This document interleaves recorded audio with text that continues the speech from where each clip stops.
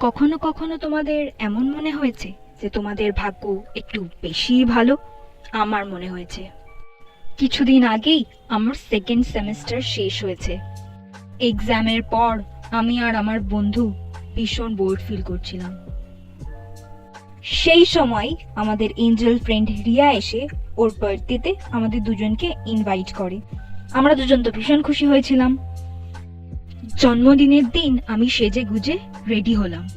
এক্সামের দিনগুলোতে যা দশা হয়েছিল। রেডি হয়ে বাস স্ট্যান্ডে এসে দাঁড়ালাম। বাস ধরবো বলে হাত নাড়ছিলাম, বাস আমাকে না দেখেই চলে গেল। Look how lucky I am. তারপর ভাবলাম বন্ধুকেই ফোন করে নি।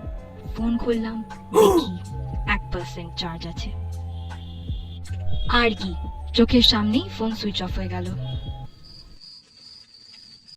তো তারপর নেক্সট বাসের জন্য ওয়েট করছিলাম। নেক্সট বাস এলো, আমি সেটাতে উঠলাম।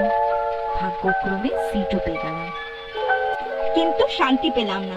একটা লোক আর একটা মহিলা দাঁত খিচিয়ে ঝগড়া করে গেল। বাস থেকে নেমে দেখি হলটা অনেকটা বড়। এত বড় একটা হলে রিয়া নিজের বার্থডে সেলিব্রেট করছে। ওয়াও! আমি দরজা খুলে ভেতরে ঢুকি। ভেতরে গিয়ে দেখি জোরে মিউজিক বাজছে আর সবাই পাগলের মতো নাচছে। কারা নাচছে কিছু বোঝাও যাচ্ছে না। একজন আমাকে হাত ধরে নিয়ে গেল নাচতে, আর আমিও তারপর নাচছিলাম।